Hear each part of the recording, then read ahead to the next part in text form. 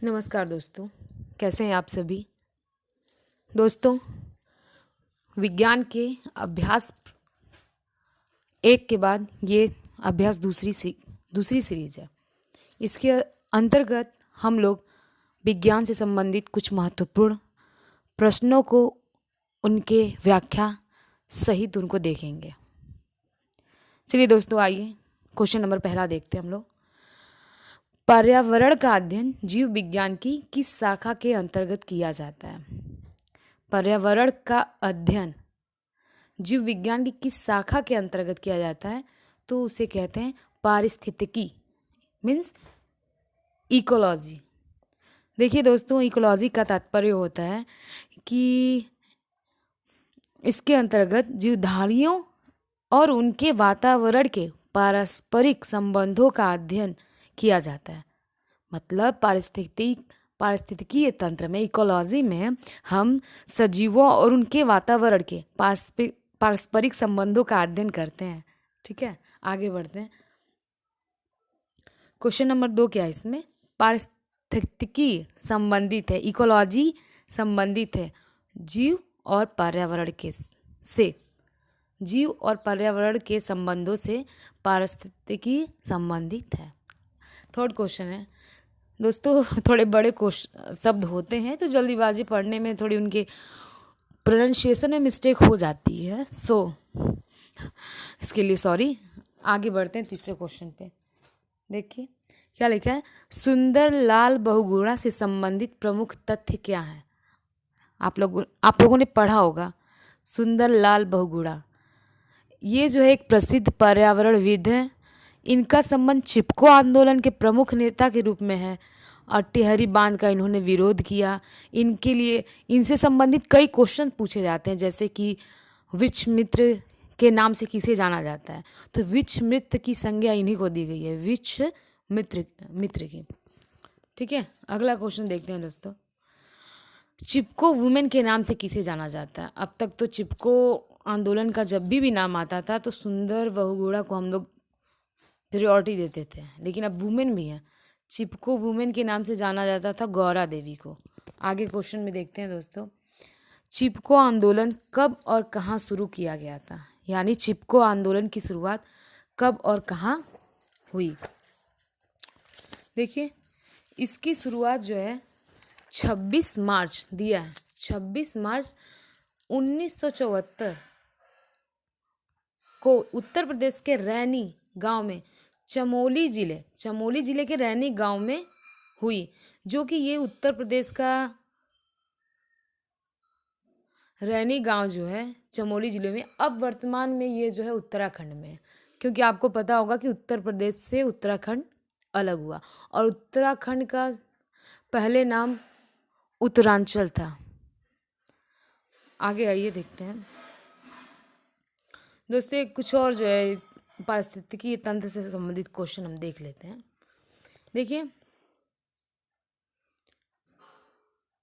देखिए सर्वाधिक स्थायी पारिस्थितिकी तंत्र महासागर को कह सकते हैं। इकोलॉजिकल सिस्टम या इकोसिस्टम्स दोस्तों, इस शब्द का प्रयोग सर्वप्रथम टांसले नामक वैज्ञानिक ने किया था। शब्द का प्रयोग इकोसिस्टम या इकोलॉजिकल सिस्टम मीन्स पारिस्थितिकीय तंत्र। ठीक है, आइए आगे चलते हैं।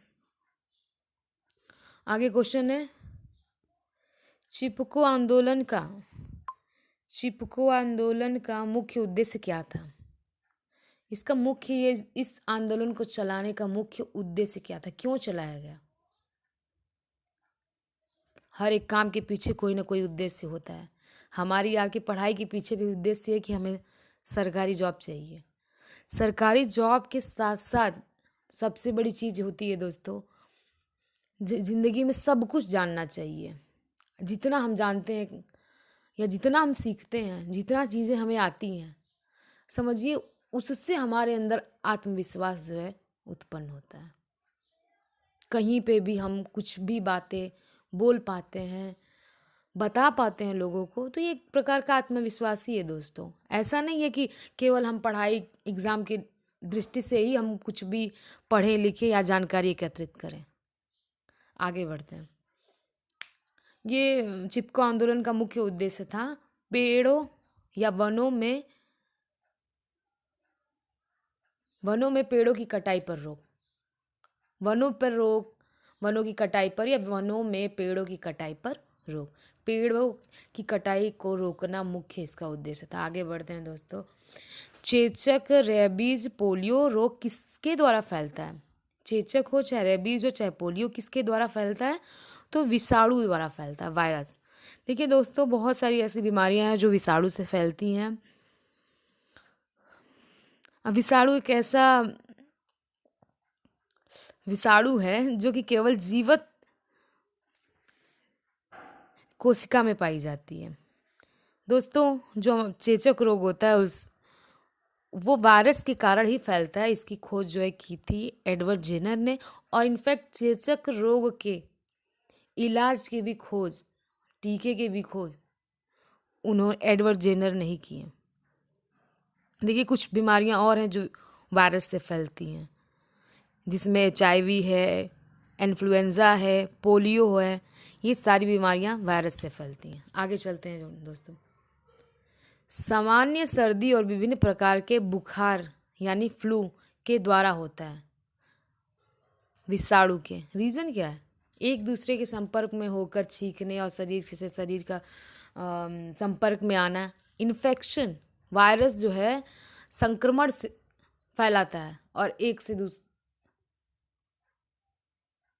कुछ बीमारियां संक्रमण से जो है होती हैं। वायरस भी रीजन होता है उन बीमारियों का, लेकिन ज़रूरी नहीं है कि हर बीमारी जो है एक से दूसरे को ही फैले। एड्स की बात कर लीजिए आप, ये जो है ये संक्रमण से नहीं होता, लेकिन हाँ, जुखाम है वायरस से होता है, लेकिन संक्रमण भी इसका, संक्रमित लोग होते हैं, एक व्यक्ति को घर में होता है तो उससे अनेकों को हो जाता है। आप जानते होंगे इस चीज़ को। चेचक में भी यही होता है। चेचक एक किसी को फैमिली में होता है और ये लगभग 2-4 लोगों को हो ही जाता है महीने भर के अंत तक। इसका रीज़न है इन संक्रमण, मतलब रोगी के संपर्क में आने से वो रोग आपको होता है। तो ऐसे रोगों से में साफ़ सफाई और रोगी से बच के रहने की ज़रूरत है। बच के रहने का मतलब है साफ़ सफाई की ज़्यादा ज़रूरत है। कि आगे आप लोग समझदार हैं। आगे चलते हैं। पौधे नाइट्रोजन का उपयोग किस रूप में करते हैं? ये इंपॉर्टेंट क्वेश्चन है। ये भी नाइट्रोजन का उपयोग किस रूप में करते हैं? नाइट्रेट। आगे चलते हैं। प्रकाश संश्लेषण में प्रकाश अभिक्रिया होती है ग्रेनम में। आगे दोस्तों, इबोला और चिकन पॉक्स किसके द्वारा फैलता है? इबोला और चिकन पॉक्स ये विषाणु यानी वायरस से होता है। ठीक है दोस्तों, नाइट्रोजन के बारे में कुछ बोलना चाहेंगे। नाइट्रोजन जो है गैस, ये हमारे वायुमंडल में पाई जाने वाली सबसे अधिक मात्रा वाली गैस है। मतलब सबसे अधिक मात्रा में नाइट्रोजन होती है, जिसका परसेंटेज है 78%। और साथ साथ में दोस्तों एक और नाइट्रोजन के बारे में जानते हैं हम लोग बात, कि ये जो है ये कारण होती है आग जलने की। नाइट्रोजन के कारण आग जलती है और ऑक्सीजन के कारण आग बुझती है। यानी कि इन दोनों गैसों की प्रेजेंटेशन जो है, उपस्थिति बहुत ज़रूरी है वायुमंडल में, हमारे पर्यावरण में। ठीक है दोस्तों, ये गैस रंगहीन, स्वादहीन, गंधहीन होती है, अक्रिय गैस में आती है। ठीक है, आगे बढ़ते हैं।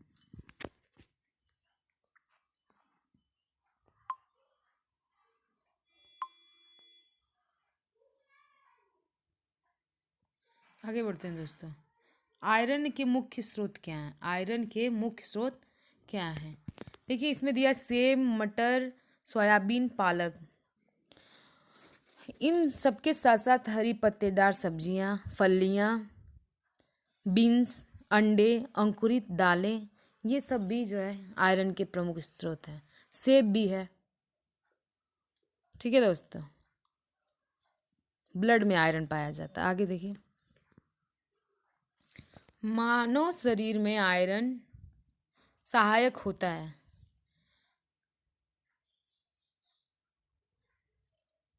ठीक है। हीमोग्लोबिन के निर्माण में आयरन की ज़रूरत होती है।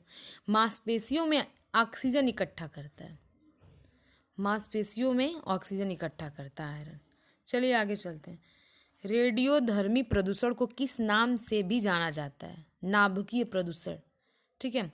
बालक की शिक्षा की प्रथम पाठशाला परिवार को बोला गया है दोस्तों, क्योंकि जब बच्चा पैदा होता है वो अपने परिवार के संपर्क में रहता है, बड़ा होता है माँ बाप को बात करते हुए, भाई को, दादा दादी, सबके व्यवहार को वो देखता है, एक्वायर करता है, फिर उसको बोलने की, वो सारी चीज़ें अपने अंदर एब्जॉर्ब करने की चीज़ें सीखता है वो अपने परिवार से। कहा जाता है ना, जहाँ से आप जो भी सीखो, जिनके माध्यम से, वही आपके टीचर हैं, वही आपकी पाठशाला है। पाठशाला का मतलब सिर्फ विद्यालय नहीं है दोस्तों। हम जो कुछ भी पढ़ाई के अतिरिक्त बनाना, खाना सीखते हैं, वो एक प्रकार का पढ़ाई ही है, और जहाँ से सीखते हैं जिनके माध्यम से, वो हमारा विद्यालय और वो हमारे अध्यापक हैं। चलिए आगे बढ़ते हैं। रेडियोधर्मी पदार्थ में कौन सी विकिरण उत्सर्जित नहीं होती है? रेडियोधर्मी पदार्थ से कौन सी विकिरण उत्सर्जित नहीं होती है? एक्स किरणें या रेडियो तरंगें। रेडियोधर्मी पदार्थों से उत्सर्जन होती है, किसकी उत्सर्जन होती है? नहीं होती है, एक्स किरणें और रेडियो तरंगों की। और उत्सर्जित होता क्या है रेडियोधर्मी से? रेडियो एक्टिव रेडियोधर्मी अल्फा, बीटा और गामा किरणें उससे उत्सर्जित होती हैं। ठीक है, ध्यान दीजिएगा, एक्स किरणें और रेडियो तरंगे रेडियोधर्मी से उत्सर्जित नहीं होती हैं। उत्सर्जित होती क्या है? अल्फा, गामा और बीटा विकिरण। आगे बढ़िए। पर्यावरण संरक्षण अधिनियम किस वर्ष लागू हुआ? पर्यावरण संरक्षण अधिनियम किस वर्ष लागू हुआ? तो दोस्तों ये 1986 में लागू हुआ। कब लागू हुआ? 1986 में। देखिए दोस्तों,